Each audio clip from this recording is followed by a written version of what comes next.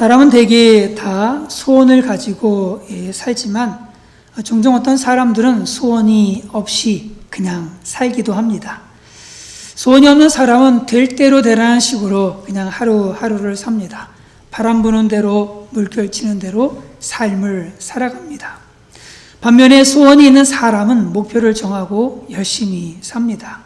그래서 때가 되면 그 소원을 또 이룹니다. 어떤 사람은 그 소원이 건강인 분들이 있습니다. 어떤 사람은 마음의 평화와 평강이 소원일 수 있습니다. 어떤 사람은 행복한 가정을 이루는 것이 그의 소원일 수 있어요. 또 어떤 사람은 좋은 직장을 구하는 것이 소원일 수 있습니다. 어떤 사람은 정말로 좋은 친구를 사귀는 것, 만나는 것, 이것이 소원일 수 있고, 어떤 사람은 풍부한 물질 속에서 정말 그 열심히 신앙생활 하면서 또 살아가는 것, 이것이 소원인 분들도 있습니다. 그런데 문제는 이런 소원이 막연한 소원으로 끝나서는 결코 안 된다라고 하는 겁니다. 소원을 가질 때 우리는 불타는 소원을 가져야 합니다. 그래야 무에서 유를 만들어내고 남이 하지 못한 일을 해내고 그리고 불가능에 도전해서 창조적인 믿음을 가지고 그 소원을 이루어 가야 합니다. 우리나라의 그 세종대왕도 불타는 소원이 있었습니다. 백성들이 배울 만한 글이 없는 것을 보고 쉬운 우리 글을 만들어야 되겠다라는 간절한 소원을 가졌습니다. 그래서 만든 것이 한글이죠. 또 백범 김빙구도 불타는 소원이 있었습니다. 그는 일제히 침략 앞에 날로 기울어지는 그런 조국의 비운을 보고 어떻게 해서든지 나라의 독립을 쟁취하겠고 말겠다라고 하는 간절한 소원이 있었습니다. 그리고 미국의 링컨 대통령도 불타는 소원이 있었습니다. 그는 19세의 소년이었을 때 노예시장에서 쇠사슬에 묶여서 마치 짐승처럼 이리 팔리고 저리 팔리는 흑인들을 보고는 노예 제도를 부수고야 말겠다는 간절한 소원을 가졌습니다. 우리도 소원을 가져야 합니다. 젊은 사람이라면 당연히 불타는 소원을 가져야 되겠고, 나이 든 사람도 나이 핑계대지 말고 불타는 소원을 가져야 할 줄 분명하게 믿습니다. 미국에서 성공한 백만장자 4,000명을 대상으로 해서 성공 비결을 조사를 했습니다. 그런데 다음과 같은 세 가지 공통점이 나왔습니다. 첫째는 그들에게 분명한 목표가 있었다라고 하는 겁니다. 그리고 두 번째로는 소원을 향한 아주 그 열정이 있었다라고 하는 거예요. 셋째로는 참고 또 참는 인내가 있었다라고 하는 겁니다. 그냥 주어지는 건 아무것도 없습니다. 그들은 어려운 일을 당할 때마다 쉽게 낙심하고 포기한 것이 아니라 끝까지 참고 인내했습니다. 우리가 분명한 목표와 열정을 가지고 인내해서 우리의 소망하는 그 모든 일들이 그리스도 안에서 다 이루어지는 한 해가 되기를 간절히 바랍니다. 오늘 본문에는 분명한 목표와 열정을 가지고 끝까지 참고 인내해서 소망하던 일이 이루어진 사건이 나옵니다. 그 이야기를 함께 나누며 은혜 받기를 원합니다. 예수님은 갈릴리 지방을 떠나서 두로 지경으로 가셨습니다. 이 두로는 가버나움 서북 65km 지점에 있는 그런 지중해 연안에 있는 도시입니다. 그래서 과거 지중해의 그런 상권을 쥐고 있던 베니게의 수도죠. 베니게는 페니키아입니다. 이 페니키아 사람들은 알파벳을 처음 사용한 것으로 유명하죠. 예수님은 2년 6개월간의 갈릴리 사역을 마무리 지으시고 바로 그곳에서 제자들과 함께 보다 많은 시간을 갖고자 하셨습니다. 그러나 예수님에 대한 소문이 이미 이곳에까지 퍼져서 도저히 자신을 숨길 수가 없었습니다. 가나안 여자 하나가 그 지경에서 나와서 소리질러 이르되, 이 가나안 여인은 헬라인이고 수로보니게 족속이었습니다. 수로보니게라고 하는 것은 수리아와 베니게라고 하는 그 지역을 합병을 해서 나온 말입니다. 그래서 수리아는 시리아, 그리고 베니게는 레바논입니다. 그 두 지역을 합병한 데서 나온 이름이죠. 그러니까 거기 안에 사는 거죠. 그런데 당시 베니게 이 사람들은요, 유대인들에 대한 강한 적대감을 품고 있었다고 합니다. 그런데 이런 문화적, 민족적 배경을 가진 그 여인이 유대인인 예수님 앞에 나온 거예요. 이것은 결코 쉬운 일이 아니었을 겁니다. 도대체 그런 어떤 문화적인 장벽을 넘어서서, 그런 적대감을 넘어서서 예수님께 나온 이유가 무엇이었을까? 한번 같이 한번 읽어볼까요? 시작. 가나안 여자 하나가 그 지경에서 나와서 소리질러 이르되 주 다윗의 자손이여 나를 불쌍히 여기소서 내 딸이 흉악하게 귀신 들렸나이다 하되, 주 다윗의 자손이여 나를 불쌍히 여기소서 내 딸이 흉악히 귀신 들렸나이다. 내 딸이 흉악히 귀신 들렸나이다. 금이야 오기야 하며 키워온 사랑하는 딸이 귀신이 들린 겁니다. 그것도 흉악하게 귀신이 들렸다고 한 걸 보면 그 귀신 들린 상태가 아주 심각했던 것을 알 수 있습니다. 이렇게 귀신 들린 딸을 둔 그 어머니의 심정이 얼마나 찢어지고 얼마나 아파겠습니까? 보통 어머니는 딸이 감기만 들어도요 얼마나 마음이 참 불편합니까? 그런데 이 여인의 딸은 귀신이 들려서 그 상태가 아주 심각했습니다. 아마도 이 어머니는 그 딸의 병을 고쳐보려고 용하다는 의사는 다 찾아다니고 다 만나봤을 겁니다. 그러나 아무리 노력을 해도 딸의 병은 조금도 나아질 기미도 없이 점점 상태는 더 심각해져만 간 거예요. 이 여인의 마음은 아마도 천갈래 만갈래 그냥 다 찢었을 것 같아요. 밥도 먹을 수 없고 눈에는 그냥 눈물이 마를 날이 없었을 것 같습니다. 참 불쌍하고 안타까운 그런 여인입니다. 그런데 이런 여인에게 예수님에 대한 소문이 들려온 거예요. 예수님은 어떤 병이든지 다 고치신다더라. 예수님은 귀신을 다 쫓아내신다더라. 이 여인은 예수님께 그냥 한 걸음에 막 달려온 겁니다. 그리고 외쳐요. 주 다윗의 자손이여 나를 불쌍히 여기소서 내 딸이 흉악히 귀신 들렸나이다. 그런데 예수님의 반응이 의외입니다. 같이 한번 읽어보겠습니다. 시작. 예수는 한 말씀도 대답하지 아니하시니 제자들이 와서 청하여 말하되 그 여자가 우리 뒤에서 소리를 지르오니 그를 보내소서. 예수는 한 말씀도 대답하지 아니하시니 못 들은 척 아무 말도 하지 않으시는 거예요. 그 여인의 외침이 작아서 못 들은 것도 아닙니다. 이럴 때 이 예수님의 침묵은 지극히 의도적인 것을 알 수 있습니다. 이미 모든 것을 알고 계시는 예수님께서 의도적으로 침묵하고 계신 겁니다. 예수님은 때때로 우리의 기도에 침묵하시는 경우가 있습니다. 많이 경험해 보셨을 겁니다. 어떤 문제를 가지고 하나님 앞에 간절히 기도했습니다. 간절히 기도했어요. 정말로 간절히 기도했습니다. 그런데 예수님으로부터 들리는 것은 아무것도 없습니다. 그냥 고요한 침묵입니다. 이때 우리 마음에 별의별 생각이 다 찾아듭니다. 예수님께서 나를 왜 외면하시는 걸까? 정말 하나님은 살아계신 하나님 맞는가? 이 21세기에도 정말 하나님의 기적은 일어날 수 있단 말인가? 혹시 거짓말 아닐까? 내가 잘못 믿는 것 아닐까?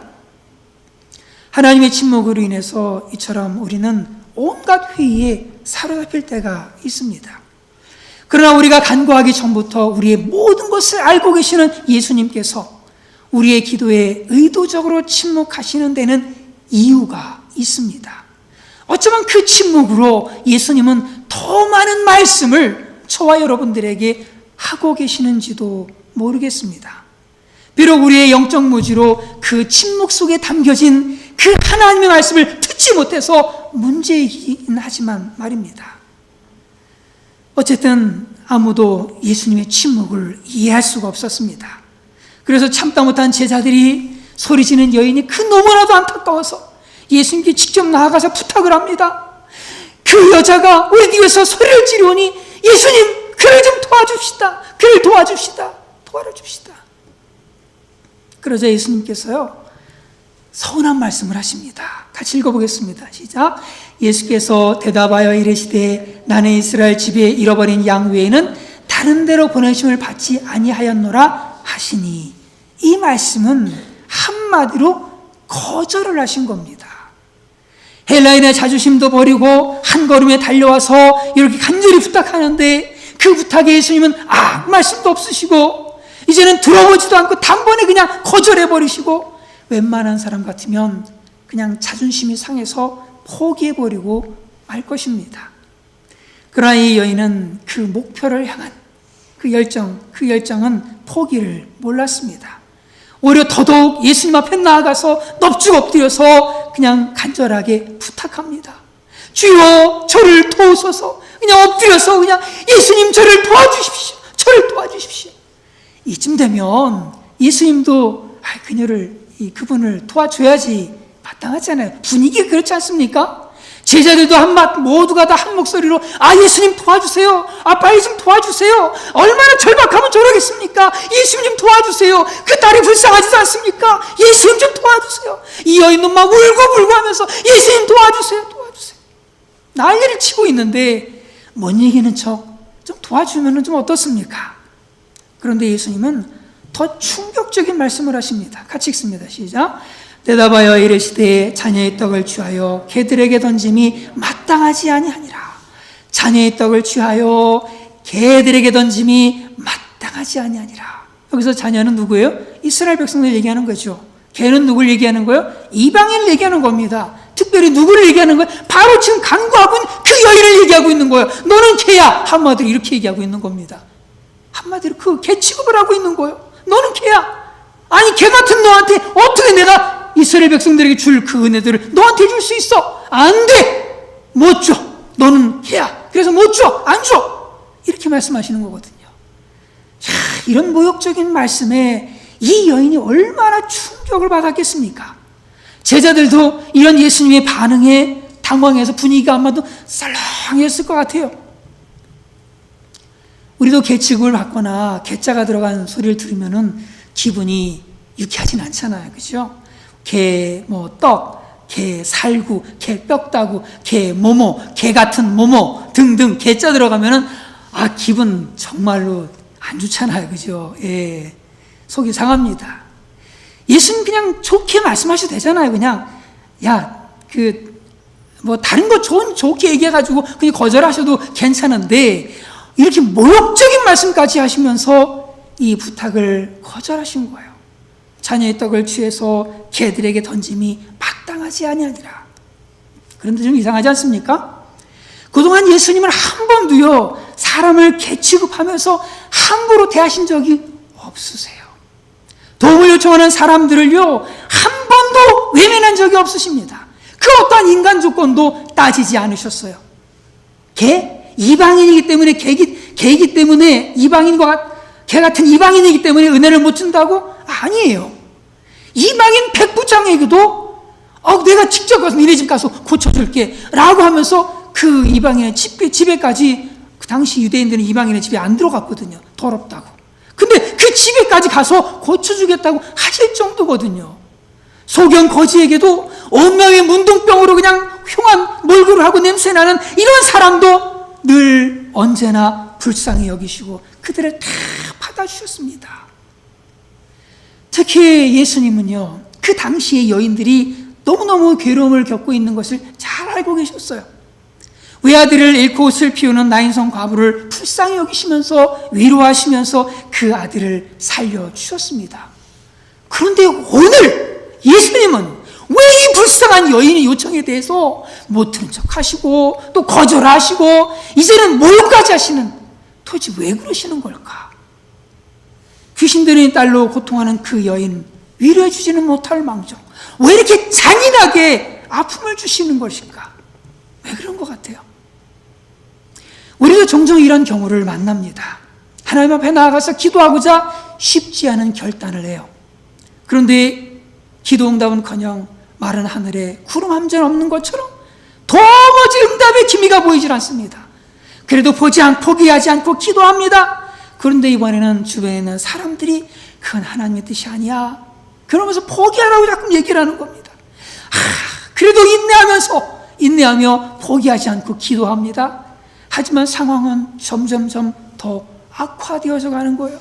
더 이상 희망이라고는 하나도 보이지 않습니다. 나의 모든 상황을 아시는 주님께서 왜 이렇게 침묵하시고 또 거절하시고 전혀 돕지 아니하시는지 이해할 수가 없습니다. 믿음이 연약한 사람들은 다 여기에서 포기합니다.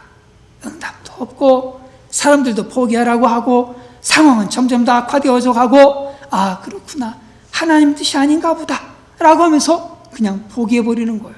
그리고는 하나님께 앙심 쓴뿌리를 품습니다. 하나님 향해서 적대 감정을 품기 시작을 해요. 신은 없어! 라고 하면서 신앙을 버릴 아주 그 위기에 탁 서게 되어집니다. 그러나 이 본문의 여인은 그런 상황 속에서도 포기하지 않습니다. 같이 읽습니다. 시작. 여자가 이르되 주여 올소이다마는 개들도 제 주인의 상에서 떨어지는 부스러기를 먹나이다 하니 주여 올소이다. 주여 올소이다. 나는 개입니다. 당신이 말씀하는 그 개, 나는 개 맞습니다. 주여 올습니다. 그런데요 예수님, 개들도요 제 주인의 상에서 떨어지는 그 부스러기를 먹습니다. 예수님, 그 부스러기를 나에게 조금만 주실 수가 없겠습니까? 이렇게 간구하고 있는 거예요. 참 대단하지 않습니까? 예수님의 침묵과 거절과 모욕 속에서 이 여인이 어떻게 포기하지 않고 계속해서 그 간구하고 또 간구하고 간구할 수 있었던 것일까? 예수님께 대한 믿음이 분명했기 때문에 그렇습니다. 예수님을 전폭적으로 신뢰했기 때문에요. 예수님의 능력과 예수님의 사랑을 조금도 의심하지 않아요. 만일 이 여인이요 조금이라도 예수님의 사랑에 대한 그 예수님에 대한 신뢰가 의심이 조금이라도 있었다면 벌써 끝나버렸습니다. 벌써 포기해버렸어요. 벌써 돌아갔습니다. 아니 내가 헬라인인 내가 와가지고 부탁을 하면 당연히 들어줘야지. 아니 뭐 대꾸도 안 해? 아니 와가지고 내가 엎드려서 막 그러면 좀 부탁 좀 들어줘야지. 아니 뭘 잘났다고 내 부탁도 안 들어주고 열받아가지고 말이에요. 벌써 돌아갔죠. 아니 나를 개라고 말이야. 내가 개승질 한번 보여줄까? 라고 하면서 그냥 벌써 돌아갔을 거예요. 그 안에 조금의 의심이나 조금의 이 불신이 있었다면 벌써 돌아갔을 겁니다. 아브라함이 사랑하는 독자 이삭을 바치라는 그 말씀이 아멘하고 순종을 합니다. 이것은 그가 하나님을 전폭적으로 신뢰하고 그의 사랑을 의심하지 않았기 때문입니다. 이 여인의 예수님에 대한 그 전폭적인 신뢰, 전폭적인 믿음, 그 믿음은 새로운 가능성의 문을 활짝 열어놓습니다. 같이 한번 읽어볼까요? 시작. 여자가 이르되 주여 올소이다마는 개들도 제 주인의 상에서 떨어지는 부스러기를 먹나이다 하니 비록 주인의 떡은 아닐지라도 개들도 그 주인의 상에서 떨어지는 부스러기를 먹으니 그 부스러기를 좀 나눠주십시오 라고 요청하는 겁니다. 맞습니다. 저는 주님의 은혜 받을 자격이 없어요. 저는 이방인입니다. 저는 자격 없어요. 그런데 예수님, 개도요 부스러기 먹어요. 부스러기 먹으니까 저도 그 부스러기를 좀 주십시오. 그 부스러기 은혜만 주셔도 제 그 귀신 들린 딸은 반드시 나을 겁니다. 반드시 나을 겁니다. 그 부스러기 작은 은혜만이라도 나에게 주십시오. 이런 요청인 거예요. 이런 요청에 예수님이 이렇게 말씀하시죠. 같이 읽습니다. 시작. 이에 예수께서 대답하여 이르시되 여자여 네 믿음이 크도다. 네 소원대로 되리라 하시니 그때로부터 그의 딸이 나으니라. 여자여 네 믿음이 참 크구나. 야, 너 믿음 대단히 크다. 내 소원대로 되거라. 네 소원대로 되거라. 내가 너한테 3번씩이나 어려운 테스트를 했는데 야 그걸 다 통과하다니 야 네 믿음 진짜 믿음이구나 라고 그녀의 믿음을 인정해 주시는 거예요.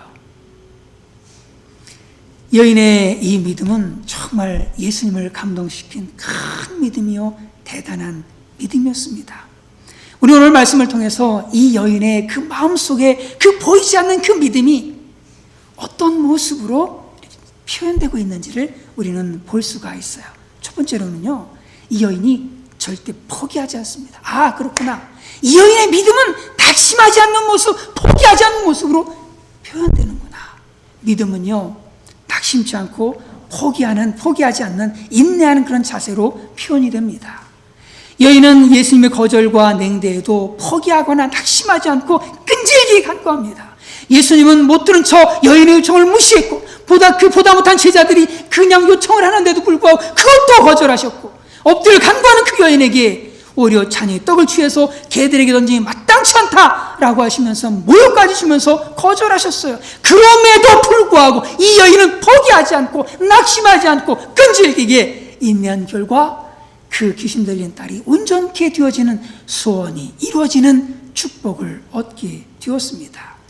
우리가 믿음으로 살면서 비록 침묵과 거절과 모욕을 만난다 할지라도 낙심하지 말고 포기하지 않는 모습으로 우리의 진짜 믿음을 우리의 하나님 앞에 올려드릴 수 있기를 간절히 바랍니다.